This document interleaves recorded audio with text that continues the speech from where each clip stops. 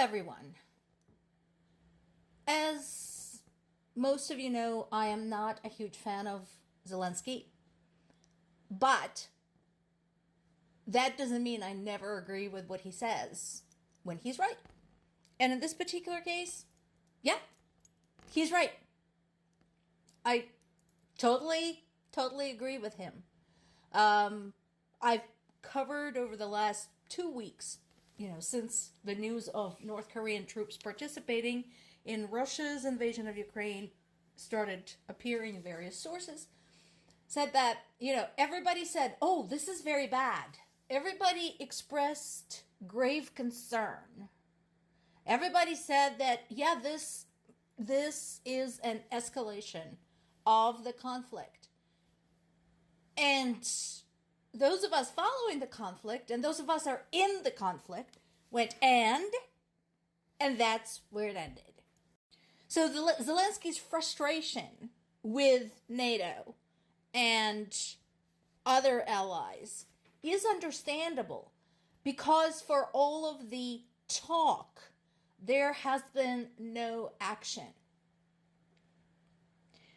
The only thing that's happened was that U.S. and South Korea reached out to China to put pressure on Russia and North Korea to prevent the escalation. Why?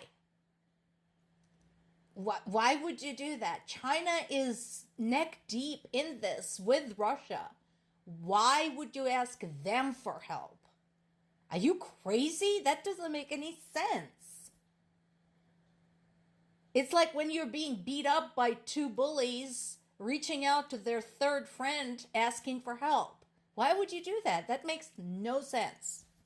And I seriously doubt China is going to do anything because their question is going to be, what's in it for me? Unless US, NATO, South Korea, everybody else involved can demonstrate to China the negative effects it's going to have on China, they're not going to do anything. And so, we appreciate that everybody's intelligence services went and confirmed, yes, we're talking potentially 10,000 North Korean troops pitching in there. And again, that is on top of the existing aid that North Korea has been providing to Russia in the form of supplies and ballistic missiles. But what's next? So understandably, Ukrainian government and foreign representatives have reached out to the allies, begging them for the 50th time to lift the restriction on the use of long-range missiles against Russia.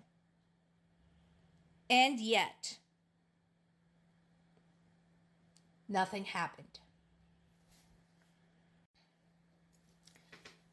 Russia is saying, yeah, we're doing this. And again, I'd like to point out that they don't care about the consequences unless it's something that affects not the people of Russia. They don't care about that, but the decision makers of Russia.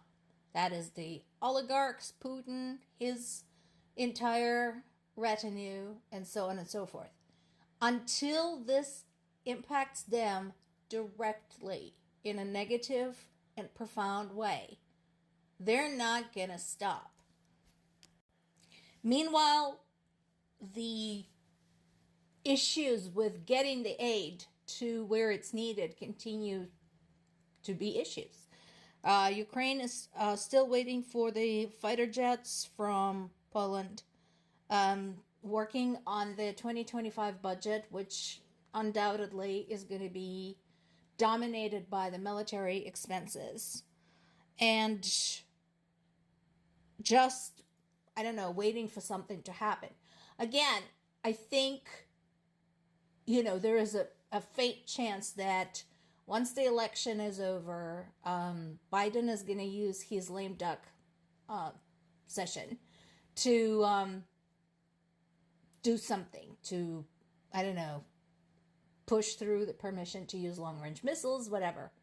But that is a problem because the rest of the world can't just exist. between US elections. And this is another area where I actually support greater independence from the EU and, other NATO members. Don't wait for the United States decision on this. You don't have that luxury. You're a lot closer. Look at the freaking map. Look at where you are. Look at where Russian troops are right now. And don't forget, they don't have the restriction on the use of long-range weapons. So, the closer they penetrate into the Ukrainian territory, the more likely that shit's gonna start falling in your own backyard. Is that what you're waiting for? Because ask Ukrainians, it's a highly unpleasant experience.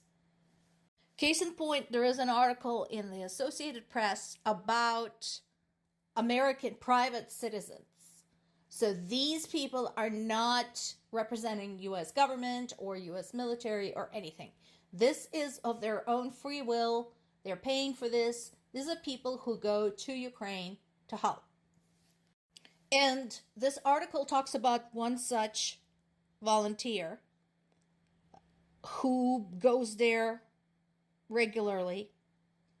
And he talks about, his first order of business every time being the offer of condolences to the people who have lost loved ones, neighbors, co-workers, etc., since the last time he had visited. He's a pretty high-end philanthropist, so over the last couple of years, his group provided over $50 million in support to civilians and soldiers in Ukraine. But this guy is doing what I have suggested other people do, who say this is just a territorial dispute and we shouldn't interfere, and go there and find out for themselves what's going on the ground. Because it's amazing when people had a chance to go, including members of the governments from around the world, had a chance to go and see for themselves and hear the sirens and have bombs falling on their heads.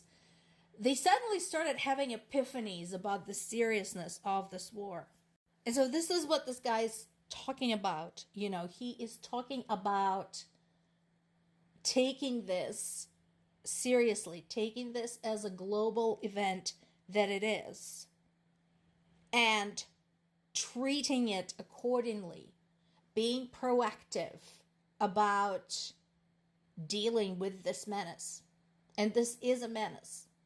In addition to its propensity to invade its neighbors, ask any country that shares a border with Russia.